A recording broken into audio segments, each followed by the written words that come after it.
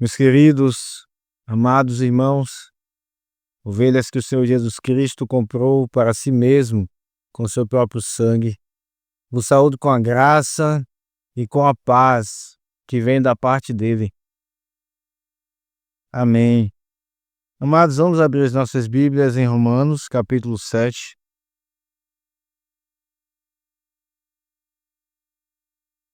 Carta de Paulo aos Romanos, capítulo 7.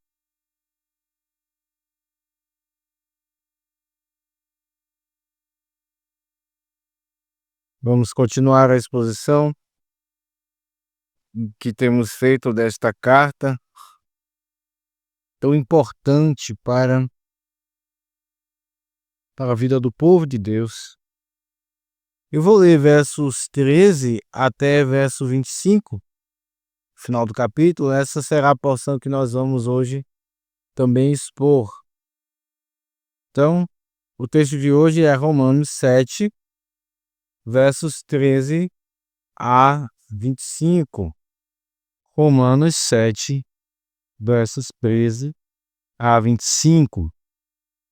Eu vou fazer a leitura dessa porção e peço que todos acompanhem com atenção, com dedicação, lembrando que é a palavra do Senhor. Assim está escrito: acaso o bom se me tornou em morte? De modo nenhum. Pelo contrário, o pecado, para revelar-se como pecado por meio de uma coisa boa, causou minha morte, a fim de que, pelo mandamento, se mostrasse sobremaneira maligno. Porque bem sabemos que a lei é espiritual. Eu, todavia, sou carnal, vendido à escravidão do pecado. Porque nem mesmo compreendo o meu próprio modo de agir, pois não faço o que prefiro, e sim o que detesto.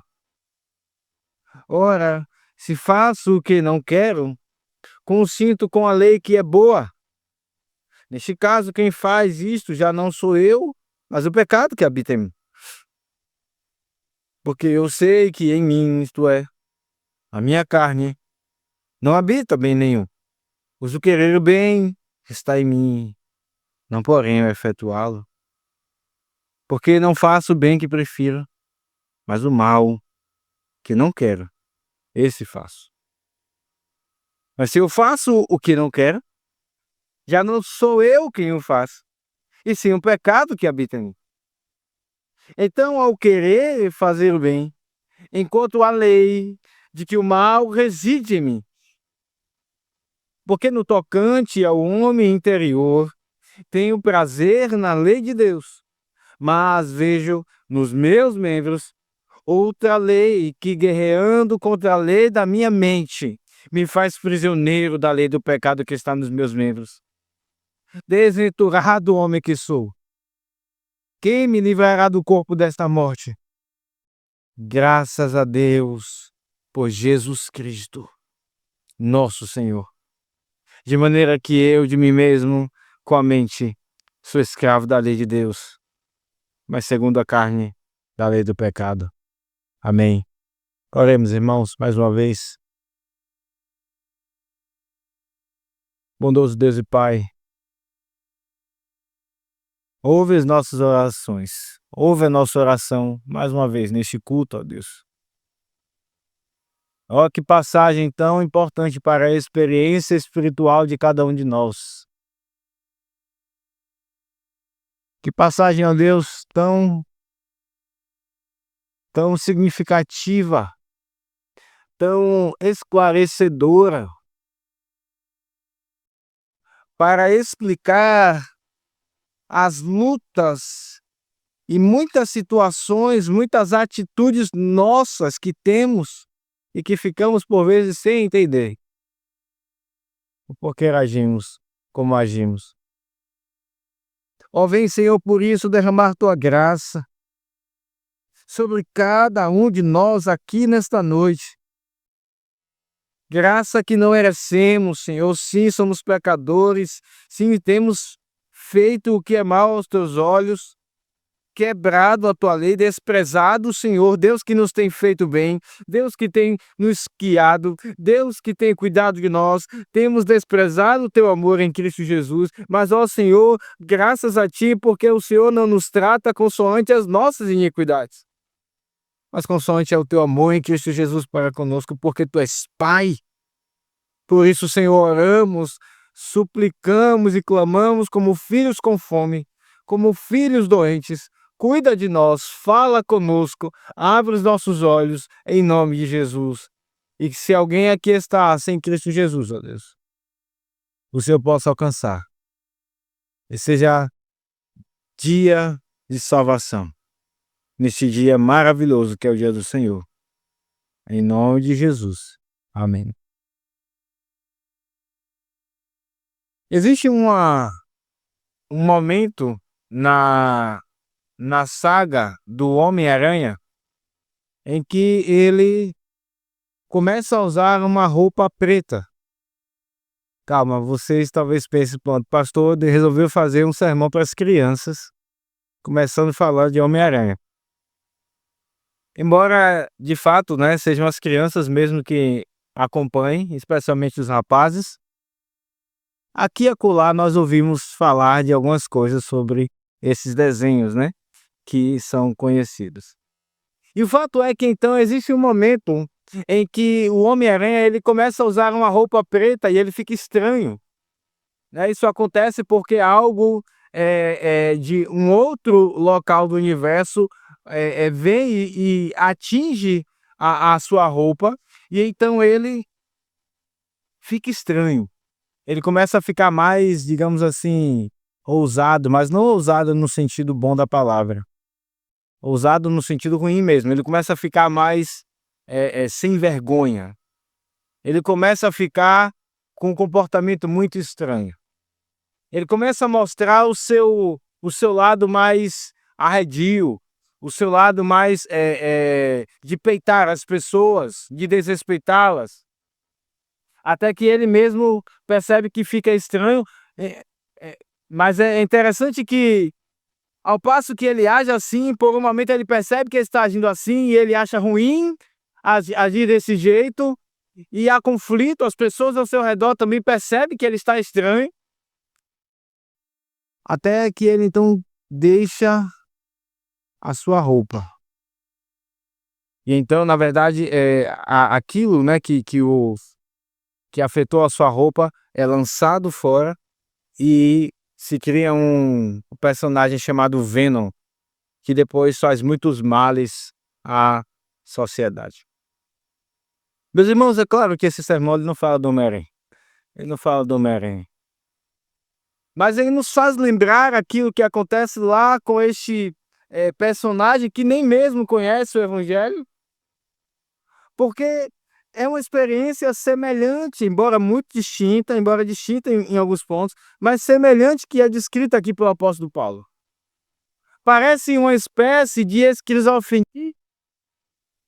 Paulo uma hora diz que quer fazer uma coisa, mas não faz, outra hora ele diz que não quer fazer e ele faz, e ele mesmo não se entende. Esse sermão, esse texto, ele é carregado de experiências pessoais do apóstolo Paulo, no qual que nós vemos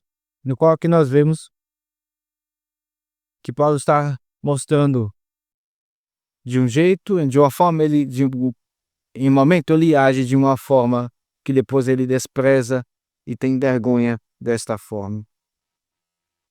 Aqui nós vemos, meus irmãos, dois aspectos do crente na luta contra o pecado. Dois aspectos do crente na luta contra o pecado: a frustração e a esperança. E esses são os nossos dois pontos de hoje à noite. Em primeiro lugar, a frustração do crente na luta contra o pecado. Em segundo lugar, a esperança do crente na luta contra o pecado. E nós vamos ver esses dois textos, né? Esses dois pontos. Em primeiro lugar, versos 13 a 20, a frustração do crente na luta contra o pecado. Em segundo lugar, versos 21 a 25, a esperança do crente na luta contra o pecado. Bote seus olhos então para o verso aqui de número 13. Aqui começamos a ver a frustração. Esse é o primeiro aspecto da luta do crente contra o pecado. A frustração na luta do crente contra o pecado, trazida aqui nesse texto. Diz o verso 13: acaso o bom se me tornou em morte? De modo nenhum. Pelo contrário, o pecado, para revelar-se como pecado por meio de uma coisa boa, causou minha morte, a fim de que pelo mandamento se mostrasse sobremaneira maligno. Aqui nós vemos, meus irmãos, que Paulo começa a falar de sua experiência espiritual. Até então, na verdade, aqui nesse capítulo de número 7, se nós observarmos a partir do verso de número 7 mesmo, na verdade, a partir do verso de número 8, Paulo, ele começa, verso 7 mesmo, na verdade, Paulo, ele começa a usar muito os verbos na primeira pessoa. No verso 7 ele diz, eu não teria conhecido a cobiça. No verso de número 8 ele diz que o pecado despertou em mim toda a sorte de concupiscência. E assim ele segue mostrando essa experiência na luta contra o pecado. Ele continua então essa explanação que revela não apenas a sua experiência, que revela a sua experiência espiritual com a lei de Deus. Ele já demonstrou que a lei ela é santa, que o mandamento é bom, é santo, é justo. Que a interação que ele tem com a lei foi morte. Isso talvez fique estranho. Ora, como é que o mandamento é bom? Mas quando eu interajo com a lei, ou quando eu interagi com a lei, o resultado disso foi morte. E é por isso que vem a pergunta, né? No verso 13. Acaso o bom se me tornou em morte? O bom se transformou em morte? E aqui nós vemos que a interação do homem caído com a lei de Deus o leva a entender que o problema está na lei de Deus.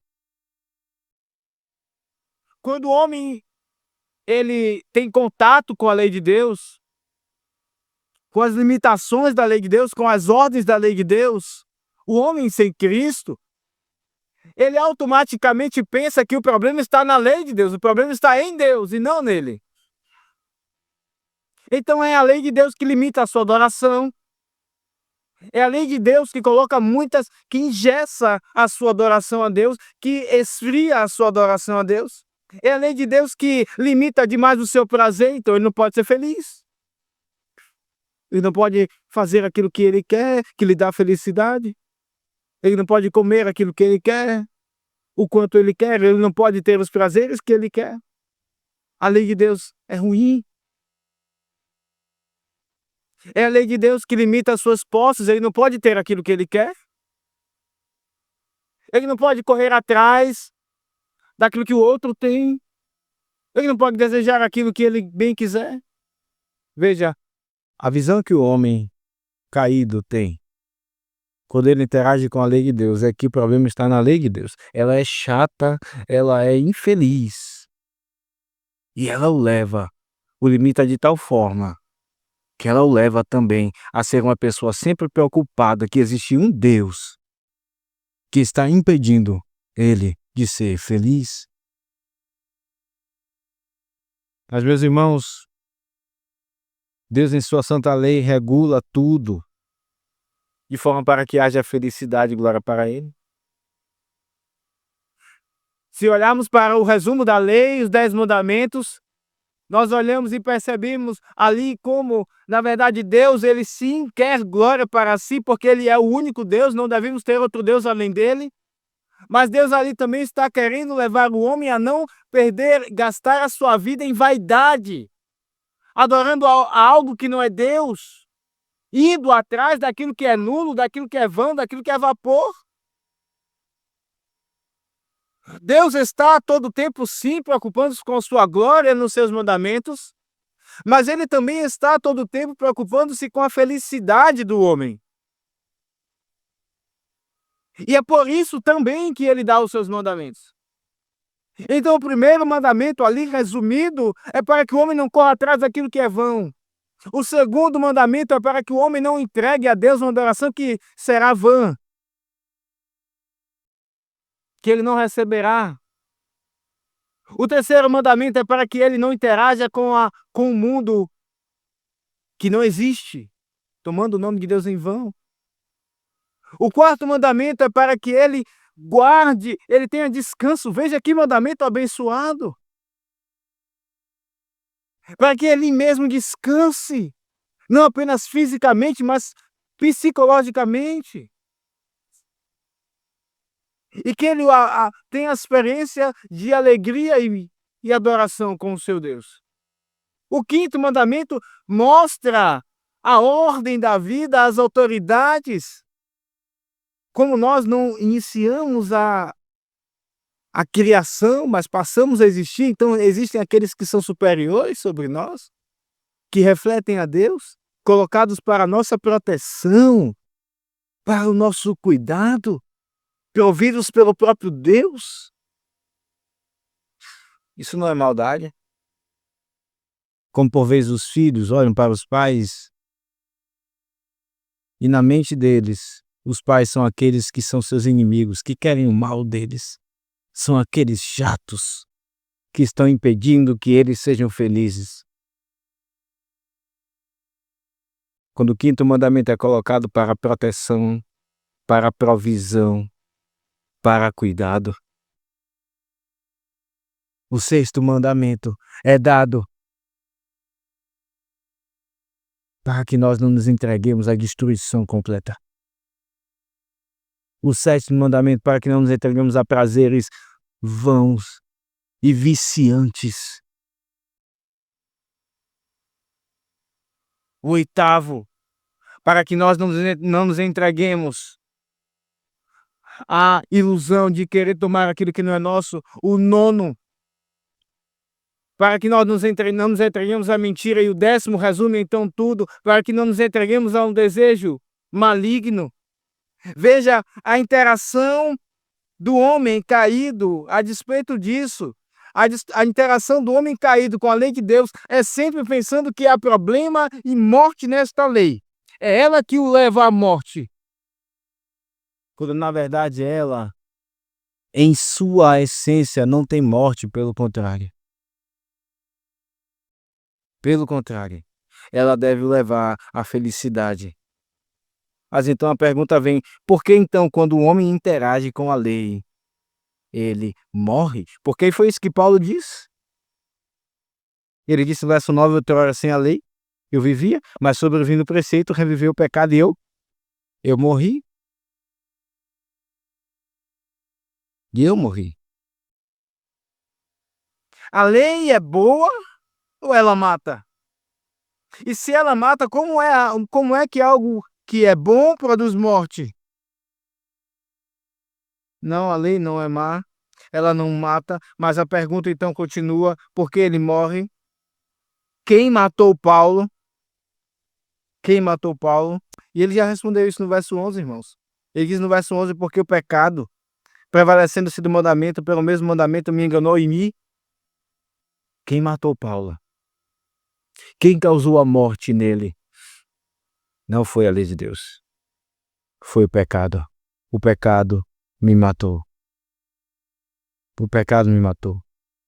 A ação do pecado gera morte no coração, em toda a vida do ser humano sem Cristo. Isso não é algo inerente à lei de Deus? Se Adão obedecesse à lei, ele viveria. Portanto, a morte que ele experimentou não foi algo inerente à lei de Deus, mas sim ao seu próprio pecado. Ele quebrou a lei de Deus e então ele morreu. Deus disse, se comer do fruto, certamente morrerás. E foi o que aconteceu, ele morreu. Essa é a experiência de Paulo também. Ele disse que ao lidar com a lei, o pecado veio e o matou. E é por isso, irmãos, que O evangelho, inclusive, aliás, a lei é chamada de ministério da morte. Veja, abra sua Bíblia lá em 2 Coríntios 3, 6 e 7.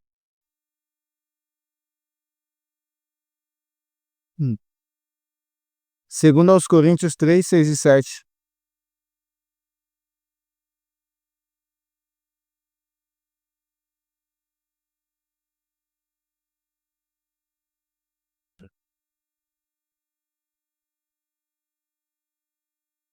O qual nos habilitou para sermos ministros de uma nova aliança, não da letra, mas do Espírito, porque a letra mata. Letra aqui é escritura, ele está se referindo à lei mesmo, né? 2 Coríntios 3,6. Porque a letra mata, mas o Espírito vivifica.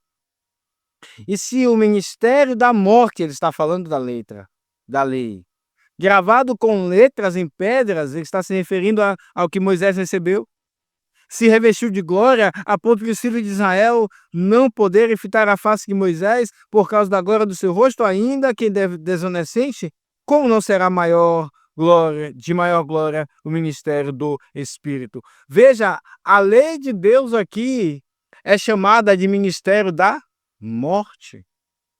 Ministério da morte, mas não por causa da sua essência, mas sim por causa do pecado. E é exatamente, irmãos, o que Paulo passa a falar agora.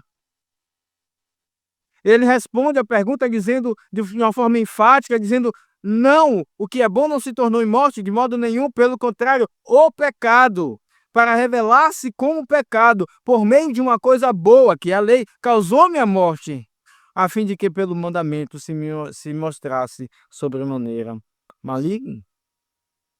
Onde é que está a maldade? A maldade está numa cerca elétrica que dispara uma corrente elétrica que dispara elétrons. Quando um bandido pula um muro, a maldade está nessa cerca elétrica ou ela está no bandido que quer tomar aquilo que não é seu? Quando a cerca elétrica é ativada, o bandido cai, ele pode até morrer, a depender da corrente que esteja ali passando na cerca. Mas se ele morrer, onde está a maldade? O resultado é a morte, mas onde está a maldade? Na cerca ou no bandido? Onde está a maldade? No mecanismo de uma arma de fogo ou no bandido que usa a arma de fogo para assassinar e aperta o seu gatilho? Onde está a maldade? No mandamento que promete morte àquele que nutre prazeres idólatras em seu coração, ou no homem que tem esses prazeres e vê que o mal é a existência desse mandamento e desse Deus que na sua cabeça limita a sua felicidade? Onde está a maldade? O homem sem Cristo, irmãos, pensa: se esse mandamento não existisse, não haveria morte. Ele não olha para si, ele não vê o seu pecado causando morte. Ele diz: se esse mandamento não existisse, não haveria morte. Porque afinal de contas foi Deus que disse que se comesse, o resultado seria a morte. Esse é tal o coração do homem sem Deus. Ele pensa lá no fundo de seu coração: se Deus não existisse, não haveria morte. Se esse Deus que limita as coisas não existisse, então não haveria nenhuma punição. Veja, o homem sem Cristo coloca a culpa em Deus. A morte é Deus quem causa, é o seu mandamento e não o seu pecado. Mas, meus irmãos, o pecado é o problema. Paulo diz, pelo contrário, foi o pecado. Foi o pecado que me causou a morte. Existe uma obra de um puritano chamado Jeremiah Burroughs, chamado O Mal dos Males. E nessa obra, Jeremiah, ele trabalha de diversas formas, mostrando como de fato o pecado é o pior mal que existe. E ele faz isso de diversas formas. Ele pega a pior doença, a doença que mais faz sofrer um ser humano, e diz, veja, isso é um mal. Mas através dessa doença, eu posso aprender, eu posso tirar coisas boas. Se eu sou assaltado, eu posso tirar coisas boas dessa situação. Se eu sou maltratado por alguém, eu posso aprender com isso. Mas se eu peco, não há bem algum. Não há algum bem que se possa extrair do pecado. Ele é o mal dos males. Se alguém me trata mal, se alguém me odeia, ainda assim eu posso tirar coisa boa disso. Mas do pecado, não há como. Ele é o mal dos males. E é isso que Paulo fala aqui, ele diz, esse versículo, esse verso 13, irmãos, o final dele poderia ser traduzido assim, para revelar-se como o pecado, por meio de uma coisa boa, causou-me a morte, a fim de que, pelo mandamento, se mostrasse sobremaneira pecaminoso. Qual é o pior adjetivo que Paulo encontra para qualificar o pecado? O próprio pecado. Para que o pecado se mostrasse pecaminoso. Esse é o pior dos males. O pecado, irmãos, que habita em nós é o pior dos males. É isso que revela a lei de Deus, por exemplo, lá em Êxodo 20, verso 5. Quando fala ali regulando a vida do povo, o Senhor, no resumo da lei, Êxodo verso 5. Abra sua Bíblia lá. Talvez você não tenha notado esse detalhe. Êxodo versos 20, verso 5.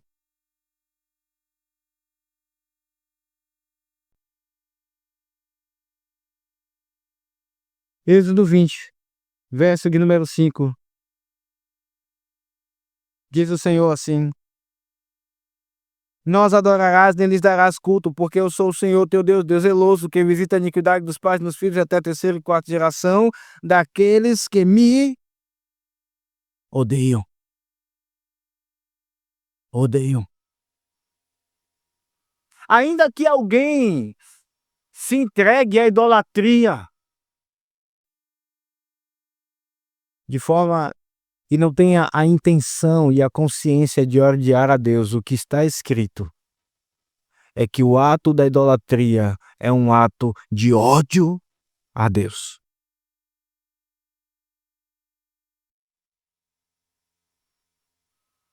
A idolatria é um dos pecados. O pecado, então, ele é odiar a Deus. Parece inocente, mas ele é um ato de querer que Deus não exista, de desprezá-lo em sua bondade, de guerrear contra ele, de se opor a ele. Essas são expressões que a Escritura traz para falar de pecados.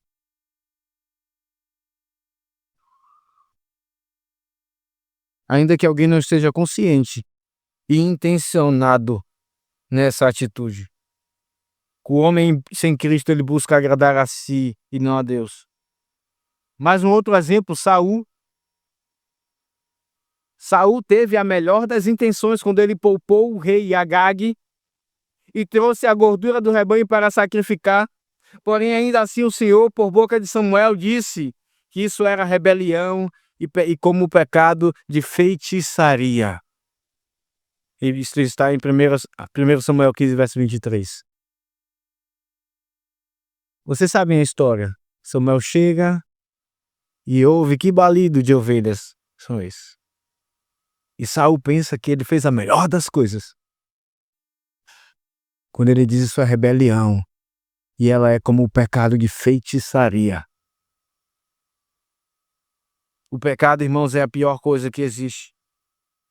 Paulo, ele pensava ter grande zelo para com Deus, inclusive perseguindo os cristãos na estrada para Damasco. Ele pensou que seria a melhor das suas empreitadas, o melhor dos seus feitos, quando ele estava no caminho para Damasco. Até que o Senhor Jesus aparece para ele e diz: Saulo, Saulo, por que me persegues? O homem, em seu pecado, persegue a Deus, persegue a Cristo, odeia a Deus e se rebela contra ele.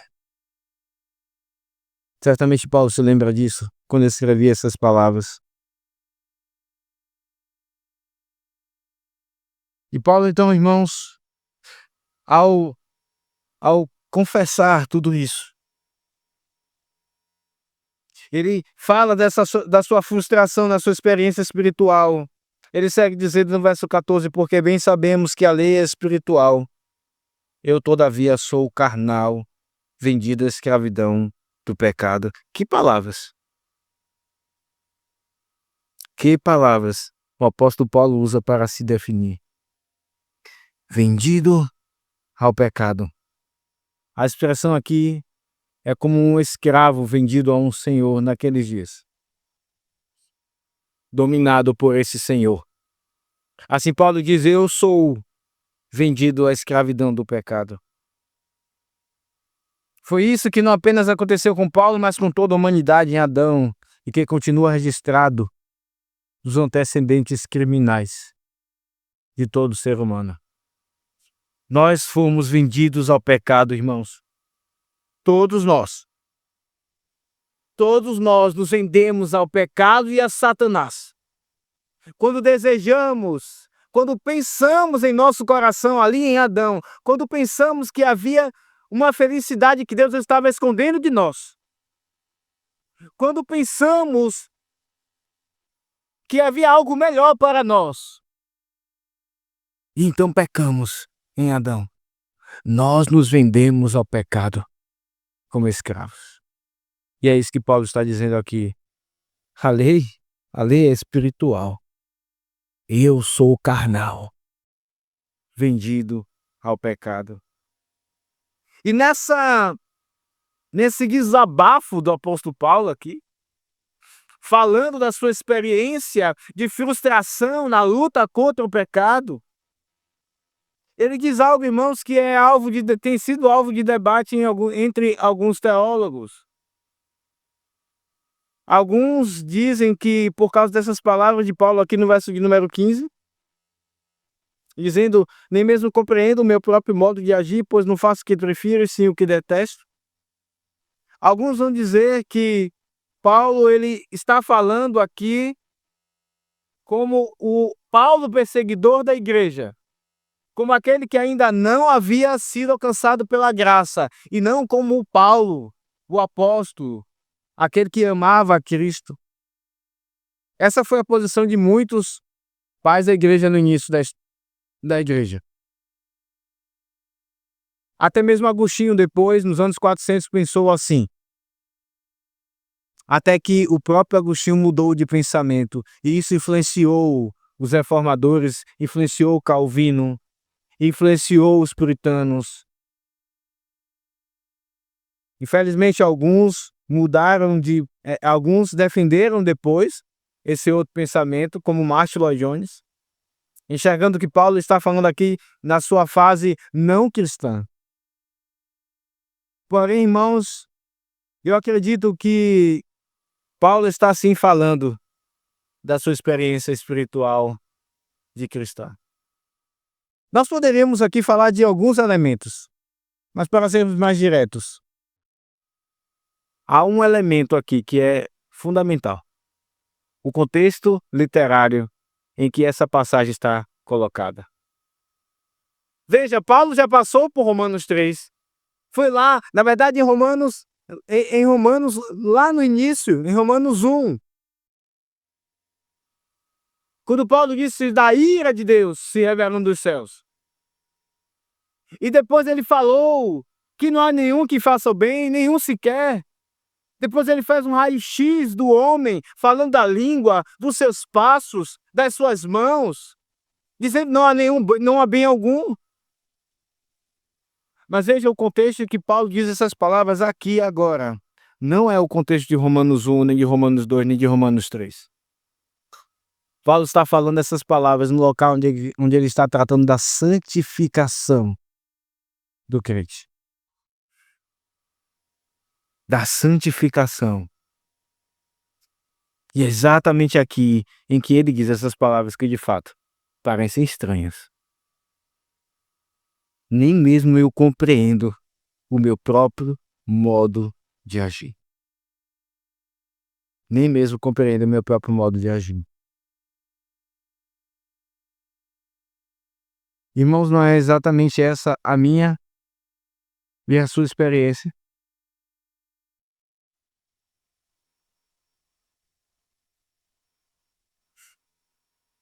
Quando nós saímos de alguns sermões e dizemos, Senhor, eu quero viver, eu vou viver assim, desse jeito, eu vou dar um jeito na minha vida.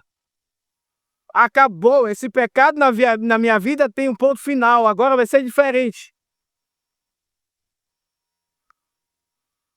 Acaba o sermão. Demora alguns minutos e já pecamos esse mesmo pecado. Ou chegamos em casa, na lida com o esposo, com os filhos, ou com o cônjuge. E quando menos esperamos, já pecamos. De novo.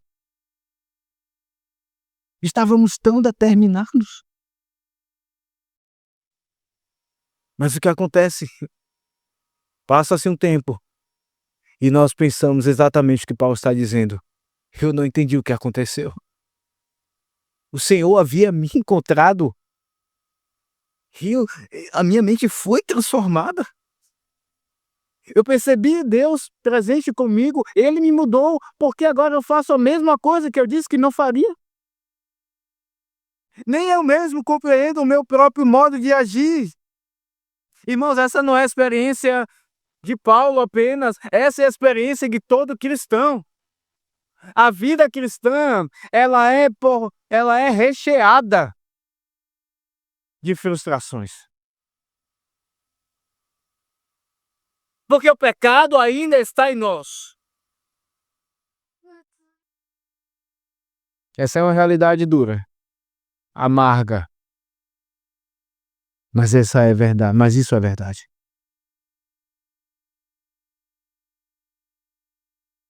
Paulo diz, olhando para si mesmo, olhando para a sua experiência espiritual, pessoal, eu nem mesmo compreendo o meu próprio modo de agir, pois eu não faço aquilo que eu prefiro, aquilo que eu desejo, e sim aquilo que eu odeio. É aquilo que eu sei que é maligno, aquilo que eu já pensei, eu já considerei, eu já enxerguei que é odiável a Deus e eu também odeio. É isso que eu faço.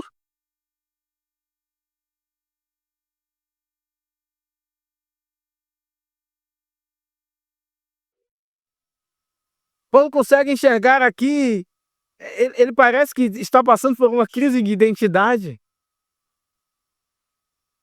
Não está. Mas é como se ele, aqui lembramos do Homem-Aranha, uma hora faz uma coisa e depois ele desiste, ele se arrepende. Assim também nós, juntamente com o apóstolo Paulo. Mas ele olha para si nessa experiência, ele reflete aqui há tempo, e isso é importante na vida cristã. Quando nós gastamos tempo para refletir e meditar acerca das nossas experiências, ele tenta entender aquilo que está acontecendo e ele diz, não, eu sei que em mim, no verso 18, aliás, no verso 17, neste caso quem faz isso já não sou eu, mas o pecado que habita em mim. Pois eu sei que em mim, isto é, na minha carne, não habita bem nenhum. Pois o querer o bem está em mim, não porém o efetuá-lo.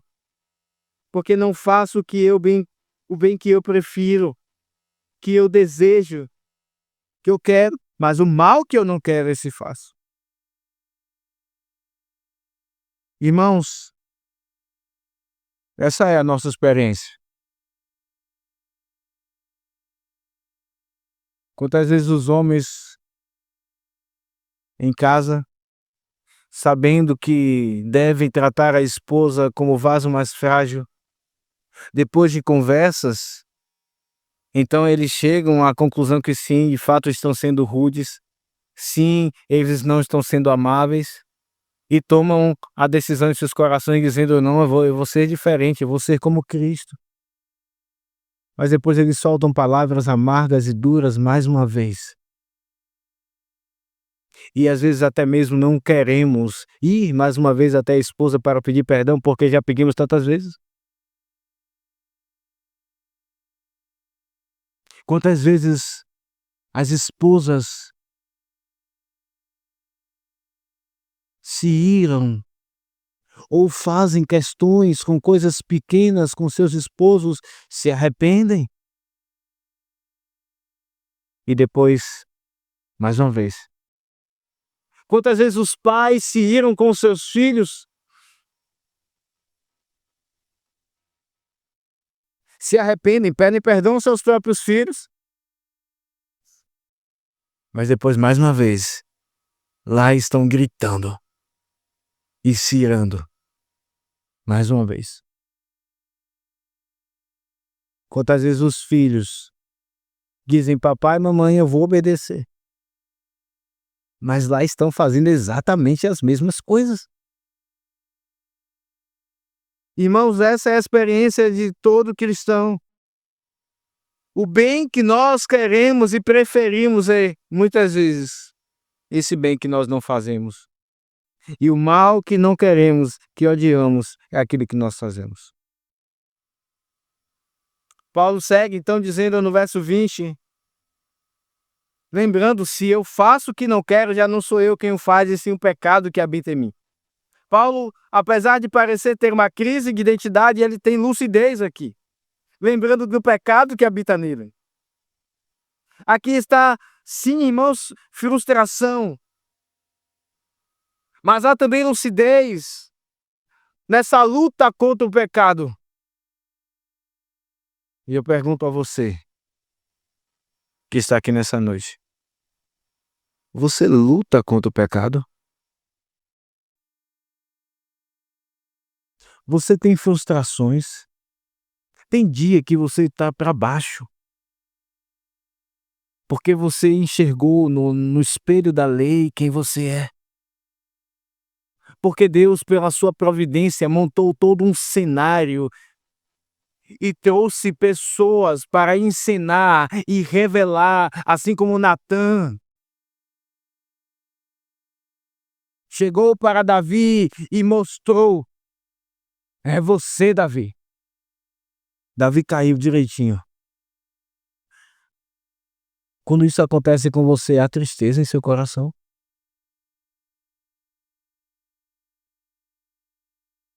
Porque você prometeu seguir o seu Senhor, porque você o avistou em seu grande amor na cruz,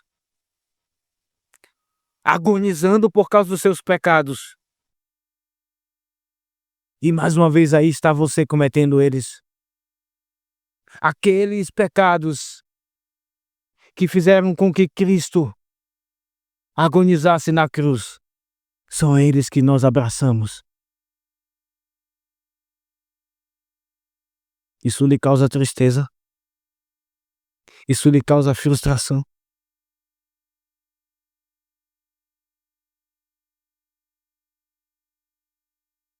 Se isso não lhe causa, se esses pensamentos não vêm à sua mente,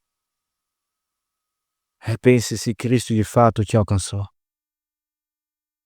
Talvez você apenas ensine na igreja, sendo mais um no número do hall de membros, mas você ainda não foi alcançado pela graça.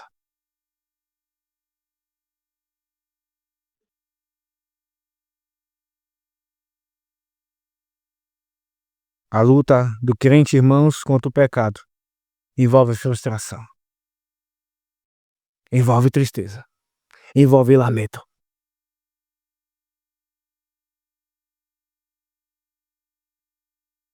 Como Deus é firme conosco.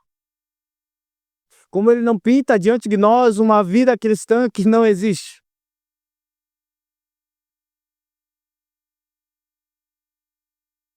Mas graças a Deus, que esse não é o único aspecto da luta da vida do crente contra o pecado. Nós passamos agora ao nosso segundo e último ponto, a esperança do crente na luta contra o pecado. Paulo diz no verso 21, então, ao querer fazer o bem, encontro a lei de que o mal reside em mim. Porque no tocante ao homem interior tenho prazer na lei de Deus, mas vejo nos meus membros outra lei que, guerreando contra a lei da minha mente, me faz prisioneiro da lei do pecado que está nos meus membros. Paulo começa agora a falar dessa esperança. Parece que ele não está mudando de assunto. Mas ele repete mais uma vez, ao querer fazer o bem. E ele agora ele mostra que encontra uma lei. Interessante que Paulo faz aqui um jogo de palavras com a palavra lei. Ele já tem falado da lei, no sentido da lei de Deus. Agora ele mostra que, uma vez que ele quebra essa lei, quando ele não queria quebrá-la, ele olha, ao querer cumprir essa lei, ele percebe e descobre que existe uma outra lei. Irmãos, não parece, mas há um aspecto aqui experimental da vida cristã, colocada pelo apóstolo Paulo, e também que acontece na vida de todo crente. Quando ele diz eu encontro a lei, ele está descrevendo o seu processo de querer agradar a Deus, de se preparar para agradar a Deus, de se animar para cumprir a vontade de Deus, mas ele é surpreendido. Não pela verdade de que o pecado habita nele, ele já sabe disso. Mas veja, mesmo sabendo disso, ainda assim ele é surpreendido. Existe algo que se opõe a esse desejo. A todo esse plano que nós pintamos, que nós elaboramos, existe algo que se levanta. É esta lei que diz não. Não vai ser assim.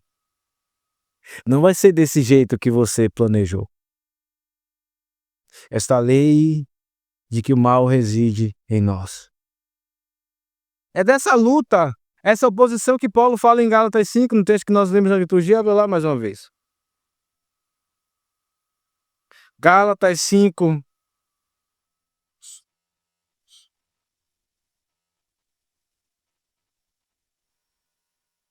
Verso 16.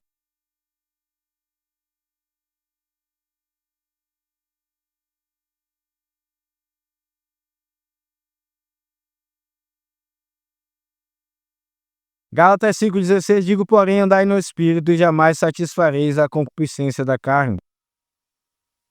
Porque a carne milita, guerreia contra o Espírito, e o Espírito contra a carne, porque são opostos entre si, para que não façais o que porventura seja do vosso querer. Há uma luta. Não basta ouvirmos sermões. Não basta estudarmos a Bíblia, não basta orarmos. Quando nos dedicamos a todas essas coisas e vamos praticar a vontade de Deus, nós encontramos que existe uma oposição. Uma oposição se levanta. O mal habita em nós, e não apenas ele habita, ele está ativo. Ele está ativo em nós. É isso que Paulo fala. Ao querer fazer o bem, encontro a lei de que o mal reside em mim. E aqui, irmãos, nós percebemos, no meio de toda esta descrição da luta do crente contra o pecado, algo maravilhoso. Paulo diz no verso 22, porque no tocante ao homem interior, tem prazer na lei de Deus. A luta contra o pecado só é uma realidade daquele que já foi alcançado pela graça. Se você passa por frustrações quando você olha para si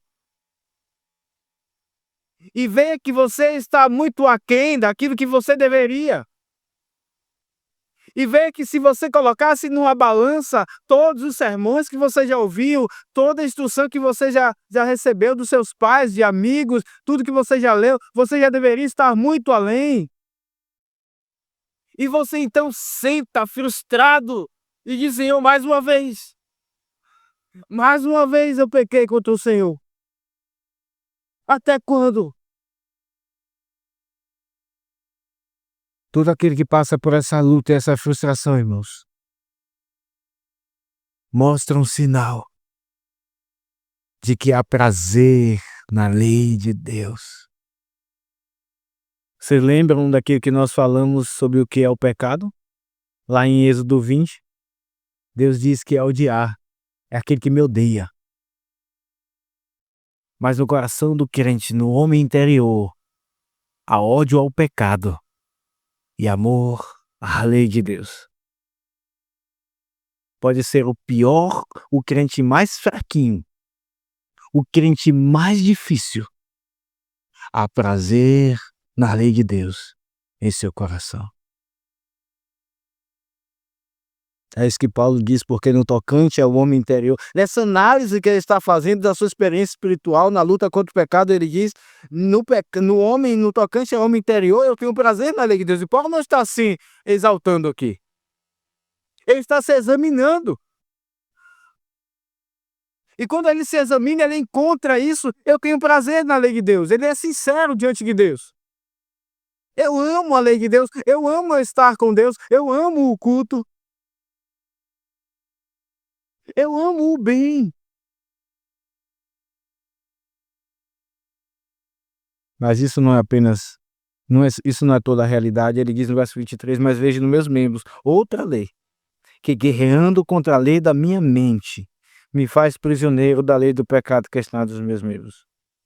E Paulo então, mais uma vez lamenta e diz, desventurado homem que sou, infeliz homem que sou, quem me livrará do corpo desta morte? Não, irmãos, Paulo não está dizendo aqui que, trazendo a ideia antiga, né, de que o corpo é um mal necessário, de que a alma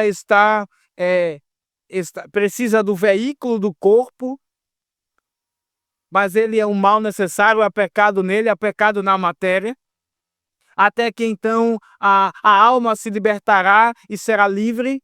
Era isso defendido por Platão e pensado por muitos naqueles dias, e muitos hoje também, porque não há nada novo debaixo do sol.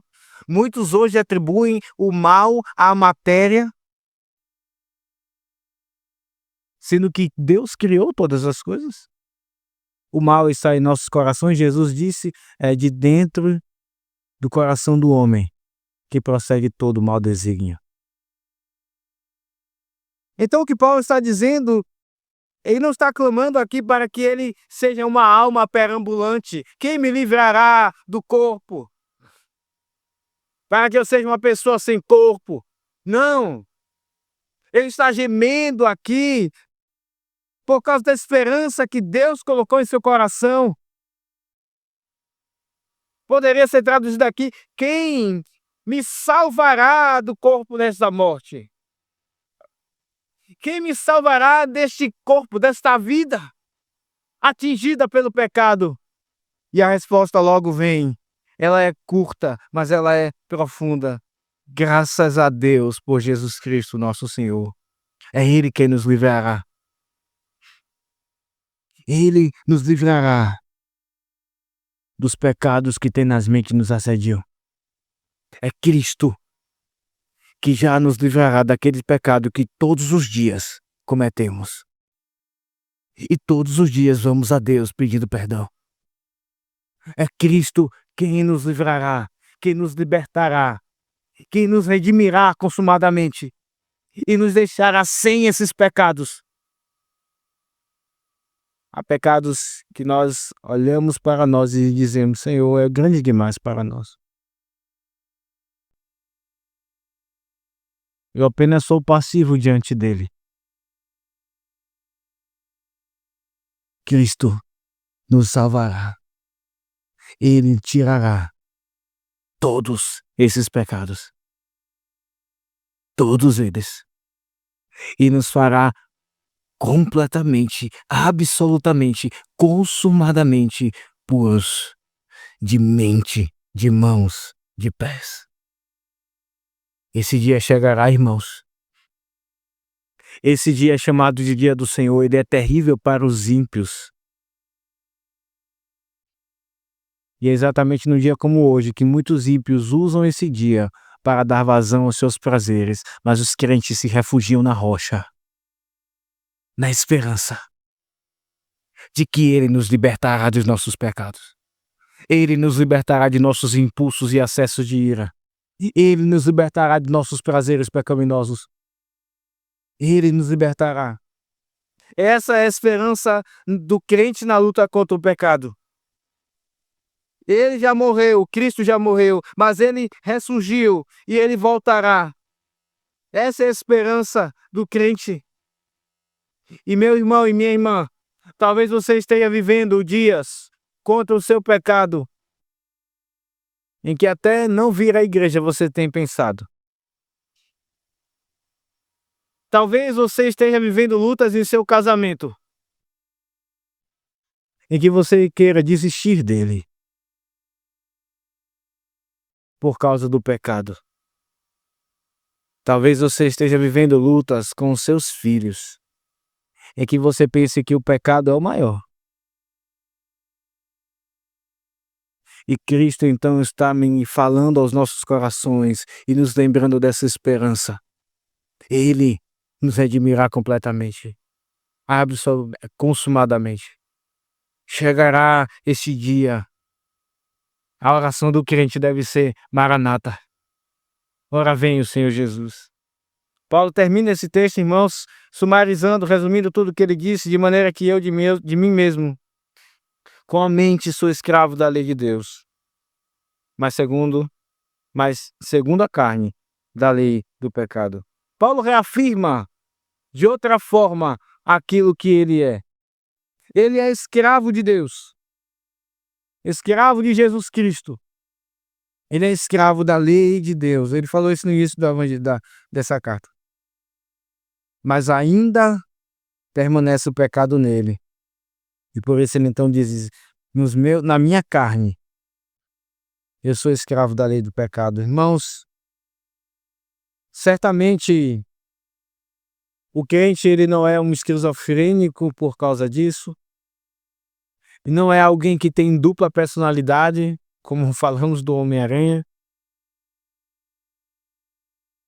Mas certamente é alguém que experimenta que ainda há algo que é estranho a ele e que por vezes influencia tanto na sua vida. Nós seguiremos assim até que Cristo nos salve consumadamente. Que a esperança dos nossos corações seja essa. Que os nossos olhos estejam lá naquele dia e não nas fraquezas que nós cometemos hoje. Que Ele nos fortaleça com esta palavra. Em nome de Jesus. Amém. Vamos ficar de pé.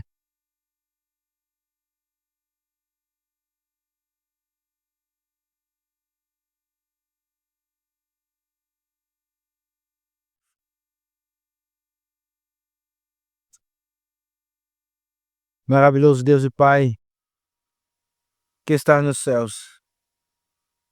Obrigado pelo teu grande amor por nós em Cristo Jesus. Não merecemos. Somos fracos. Somos inconstantes. Somos endurecidos. Somos desobedientes. Valorizamos aquilo que não deveríamos. Esquecemos e deixamos a tua palavra. Deixamos a oração. Senhor, tudo isso nós cometemos contra ti. Pedimos a tua graça que nos perdoe. Nos perdoe, ó Deus, porque tu és o amado das nossas almas. Porque tu nos puseste em nosso coração amor por ti. E amamos a ti. Amamos a Cristo. Dizemos que seguiríamos o seu caminho, mas nós traímos o Senhor muitas vezes. Nos perdoe, Senhor. Tenha misericórdia de nós. Tememos tantas coisas e tantas pessoas. Não tememos a Ti. Ó Deus, compartilhamos da frustração descrita pelo apóstolo Paulo na sua experiência na luta contra o pecado. Mas não apenas dessa frustração, compartilhamos também da esperança. Cristo Jesus, o nosso Senhor. O Senhor sobre o pecado, o Senhor sobre Satanás, o Senhor sobre o mundo. Ele é a nossa esperança. Ele voltará. Ele irá nos libertar consumadamente do pecado. Assim oramos gratos e pedimos que o Senhor fortaleça, Pai, nossas mãos, nossos braços. Nos ajude a ter esperança para te conhecer mais, para criar hábitos santos, para excluir hábitos viciantes e rumar em direção àquele grande dia. Assim oramos em nome de Jesus. Amém.